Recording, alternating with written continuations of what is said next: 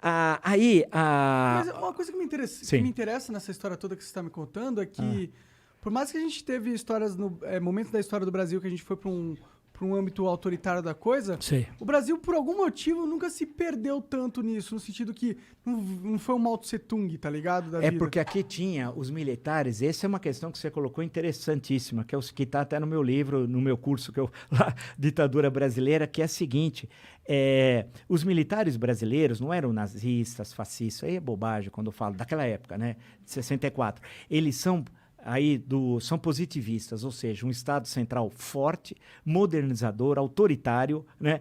E vem Mas eles são patriotas. Sim, naquele eles momento, pelo sim. Bem do que eles não tem nada a ver com o Bolsonaro. O Bolsonaro é traidor da pátria, né? Ele é traidor. Okay. Ele se ajoelha pro imperialismo americano. Você imagina? Ele se ajoelha para quem salvar os filhos dele. Ele não faz uma coisa. Aí, os militares, você tem um programa naquele momento de nacionalismo, de industrialização rápida, de inserção no Brasil no mundo, do Brasil ser uma potência no hemisfério sul, potência militar no hemisfério sul, vem até a história da bomba atômica, né?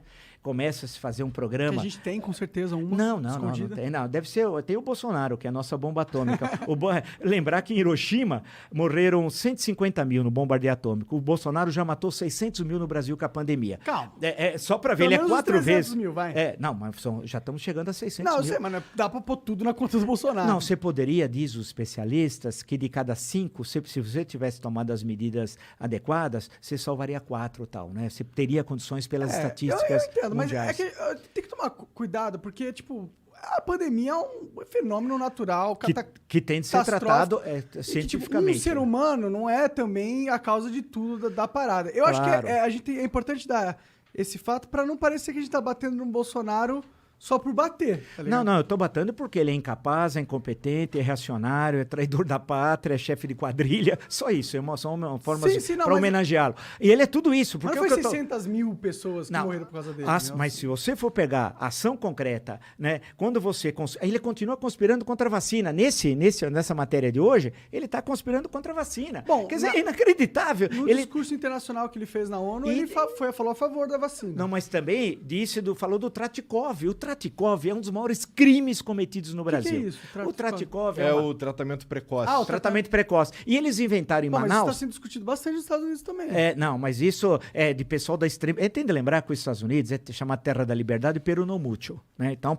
se você vê lá que tem a Ku Klux Klan, a supremacia branca, que, por sinal, o Bolsonaro trouxe para o Brasil o número 88 daquele clube de tiro... Vejam hoje, tá lá no UOL, aquele 80, eu já sabia que já tinha me contado essa história, eu só não falei, mas saiu agora no UOL, tudo bem, eu vou dizer. 88 é a supremacia branca, é 2 vezes a letra H, de Heil Hitler. Entendi. É isso. É o número 8. Ou seja, eles trouxeram isso para o Brasil e está o Eduardo Bolsonaro com isso. E é supremacia. Então, pensar que Estados Unidos é aquela lembrança, dos pais fundadores ali, eu estou me referindo ao processo da independência, a democracia, depois... Você tem que lembrar que a emenda 13 da Constituição Americana não aboliu a escravidão, hein? Leia, inclusive, a luta até hoje da Angela Davis, leia a continuidade da 13ª emenda. Então, é um negócio complicado, mas que é uma referência em debates políticos para nós, claro que tem coisas fantásticas lá, em termos da cultura, grandes escritores, filmes, não mas é necessário tomar cuidado das coisas que vêm. Eles não são também o arauto da moralidade mundial. Da moralidade também, tem casos lá de terrível corrupção e tal, mas tem coisas extremamente legais, bacanas e tal. Agora, e que nós somos aqui tributários, né? Basta ver a influência dos anos 60 lá aqui no Brasil. Esse e por aí vai. Mesmo aqui é totalmente baseado na cultura americana. Não, e você pega, outro dia eu estava falando até estava no Jornal da Cultura, só um parênteses, aí tinha um senhor lá, e eu me lembrei de um filme chamado Easy Rider, que aqui chamou Sem Destino, né? Que é um clássico, né? Com o Peter Fonda, o Dennis Hopper e o Jack Nicholson, que provavelmente é o primeiro filme que rouba a cena. É um extra... E aí você vê o que é os Estados Unidos, porque eles estão fazendo, porque os Estados Unidos foi do leste para o oeste, né? Veio do Atlântico para o Pacífico, processo de ocupação territorial.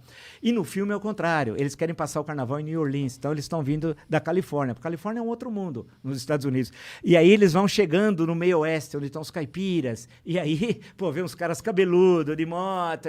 É uma tragédia, porque eles acabam nem chegando e vendo o carnaval em New Orleans e tal. Então é isso. Isso às vezes trabalha no cinema norte-americano, tem o Mississippi em Chamas, por exemplo, podia citar uns 500 mil filmes.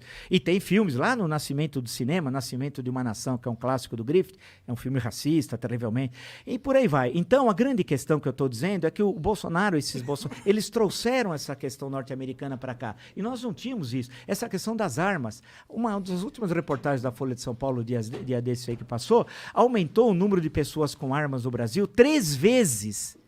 Desde 2019, quando ele assumiu a presidência. Mas você acha isso ruim? Acho, claro que sim. Isso aí é Estados Unidos, que tem aqueles malucos que entram na escola, fuzilam, matam não sei quem. Mas isso pra não que é o cara um vai ter sintoma pequeno de uma parada? Eu não sei se concordo com você nesse sentido. Você imagina 6 armas, você ter 6 armas, aqui ele fez um carro decreto. não é uma arma. Você imagina o seguinte, por que o cara precisa de 6 armas? Primeiro, com que dinheiro? O cara hoje não tem dinheiro para comprar arroz, feijão e carne. Quem é que vai comprar 6 armas, né? Isso vai tudo pro crime organizado, no fundo, né? Quem vai armar? Mais ou né? menos, eu não, vai teria 6 tudo. armas. Vai tudo pro crime organizado. Quem vai ficar com essas armas? É que o crime organizado final... não tem problema de conseguir arma, tá ligado? Sim, ele pode conseguir, as nossas fronteiras Ele são é o crime, despoliciadas. afinal, tá ligado? Mas Ele ele não pode precisa até, comprar legalmente mas as ele paradas. pode até, se o quiser, se assim o desejar, você veja a facilidade de conseguir ter isso. Então, Mas será que o Estado não está sendo meio babá em não permitir o ser humano ter uma arma? Não, o Estado precisa ter segurança pública, algo que o Bolsonaro nem quer, porque o Bolsonaro é criminoso. Mas esquece Ele é o aliado de Bolsonaro por um miliciano. minuto. Mas esquece o Bolsonaro. Vamos mas pensar em liberdades individuais aqui liberdade não é ter uma arma. Isso daí é uma Por que não? leitura da extrema-direita norte-americana. E Será? sabe por quê? Isso está na Constituição dos Estados Unidos, mas você entender 1776, o que era ter arma num país que você está quase só na faixa aqui atlântica, né? E não tem Estado ainda, a estrutura estatal. Nos filmes de Velho Oeste, acho que claro, todo mundo assistiu, os grandes faroeste clássicos, John Ford, Tô jogando por Red exemplo. Dead Redemption, que é o jogo do Velho Oeste, muito foda. E pega o John Ford, que é um irlandês, de descendência irlandesa, que é um diretor, assim, fantástico de cinema e tal. Você sempre vê o quê? Chega a família, chega o missionário, vai ocupando aquelas áreas, vem a carroça, sempre assim. Só que não tem lei. É uma tremenda zona. Quem é a lei? É o xerife. Quem é o xerife? É o Estado, né? Aí que chega e começa, e aí vai envolver até a questão de andar com armas, etc. Porque chegou o xerife, e aí depois vem a prisão, vem isso, vem aquilo, etc. tal, e por aí vai. Então, e por isso que na Constituição norte-americana fala, naquele momento, nós somos no final do século XVIII, da questão das armas. No caso brasileiro, e você compara com a Europa, a nossa referência não é os Estados Unidos, a nossa referência histórica é a Europa, especialmente a Europa Ocidental. Nós somos tributários da França, da Revolução Francesa. A nossa visão do mundo vem da Grécia, graças a Deus, não vem de Miami, ou de Orlando, Orlando pior ainda. Ali vem a nossa visão. A Europa é social-democrata. Vai ficar doente nos Estados Unidos. Não tem SUS, você morre. Tem gente que agora com a Covid vai ficar pagando a vida inteira o tratamento de saúde. Qual é o maior SUS do mundo? Nós temos o maior serviço público do mundo. E o criminoso do Bolsonaro cortou 22% do orçamento de saúde para o próximo ano. Isso quando nós temos 600 mil mortes e tem os sequelados, hein? Que são milhões. Tem gente que vai ficar a vida inteira, não pode retornar ao trabalho como antigamente por sequelas que traz. Outros problemas emocionais, outros problemas físicos gravíssimos. O Brasil tem de pensar nesses, além da terrível 600 mil famílias destruídas. Quantos órfãos tem no Brasil? Nós não sabemos ainda. Pode ser 20, 30, 50 mil. Quantos aposentados, senhores de idade, sustentavam a família, sustentavam o filho e o neto? Na Bahia, o senador Otto Alencar, outro dia até deu um exemplo, são milhares. Porque eu conheço sempre, que eu estudei também o semiárido nordestino, né? Pô, tem cidades, sabe? A fonte de renda da cidade era a aposentadoria, que na verdade foi criado pelo Fundo Rural, que vem do governo Médici, vem lá atrás. É a aposentadoria e o Bolsa Família. Uma das cidades que eu fiz a tese de doutorado sobre Canudos do século XIX, mas eu fui a Canudos atual, que não é bem Canudos, é vizinha antiga Canudos, agora no nordeste da Bahia. É de papel os Canudos. Não, era porque Canudos, porque é o seguinte, não, você caminhava, sabe por que Canudos? Porque a Caatinga em Tupi é Mata Branca, né? E você ia batendo na vegetação e tinha uns canudos, assim, era um negócio bacana, um negócio legal. E aí, daí que veio, tinha uma freguesia chamada Santo Antônio dos Canudos, daí que surgiu essa expressão, esse nome e tal. Quando eu fui lá, a última vez que eu estive lá foi em 2006, era no segundo turno, que era Alckmin e Lula, né? E foi interessante, que eu escrevi até um artigo para a Folha na época, que eu fiquei vendo como é que funcionava agora a comunidade, e peguei os dados, fui comparando, a cidade tinha 2 fontes de renda, aposentadoria rural e Bolsa Família. A economia local, o PIB local, era quase que desprezível, não tinha nada. Por quê? Porque você está nos semiáridos. Para você desenvolver atividade agrícola é muito difícil. Você cava 30 centímetros, você bate no cristalino, na rocha pura. Então você tinha um pouco de pecuária ali, né? Que era o bode, que eles gostam muito lá na Bahia, tal do bode. A presença do Estado, onde está? O DENOX, foi o Departamento Nacional de Obras Contracistas, foi na prática destruído, né? Não tem mais nada. O Banco do Nordeste só financia os grandes, deixa sempre os pequenos tomarem na cabeça. A Sudene, está lá, o DENOX, a sede é Fortaleza, Banco do Nordeste, sede Fortaleza, Sudene em Recife. Só que eu estou lá no nordeste da Bahia e não tinha nada, as pessoas sofrendo lá. E em Canudos, naquela época, isso em 2006, a pessoa recebia acho que R$5 para capinar um terreno, cara, por dia. Você olhava e falava, putz, e aquele sol dos diabos, né? Porque eu fui muitas vezes lá, eu nunca vi chover, porque o índice pluviométrico é baixíssimo e tal. Então, quando aí você analisa, passa por isso, você vê que a sociedade brasileira é muito pobre. Nós somos o segundo país mais desigual do mundo. Sério? A pandemia criou milionários no Brasil, mas como é possível? Aumentou, acho que 13 multimilionários na pandemia. Pô, mas todo mundo piorou na pandemia, caramba. Mas faz sentido, na verdade. Eu não sei como, eu gostaria até de saber. Até numa crise existe oportunidade. Sim, os laboratórios ganharam para a fortuna por causa do Bolsonaro, né? Vocês imaginam do cara mostrando aqui para a EMA tá vindo aqui, né? Ele mostra para a EMA, né?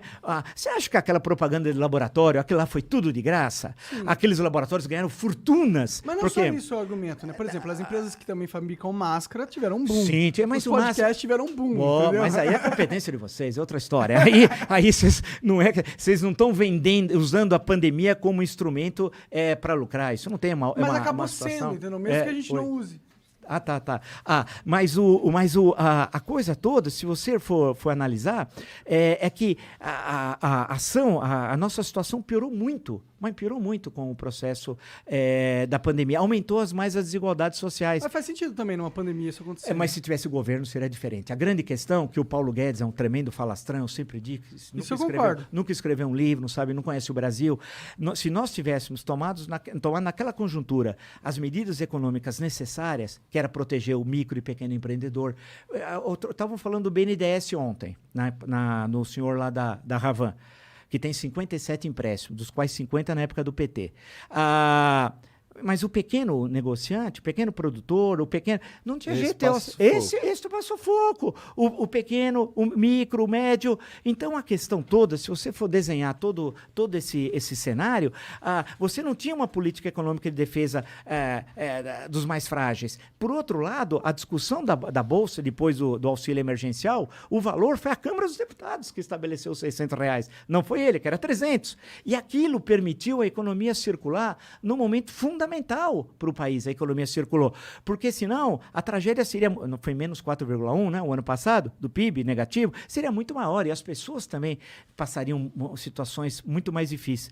Então, a grande questão é que você precisa, e aí é o nosso desafio, vem a tua questão inicial lá, é como você ter um governante que tenha sensibilidade social, competência para estabelecer alianças políticas, né, que isso é indispensável, defesa da democracia, inserção outra vez do Brasil no mundo, porque a economia global, não pensa que se nós não olharmos para o resto do mundo, nós vamos ficar absolutamente isolados. Buscar parceiros, estimular a juventude, não deixar que eu entendo, as pessoas falam para mim, olha, eu vou mudar do Brasil. Eu falo, não, mude o Brasil, não do Brasil. Né? Não é possível a gente mudar.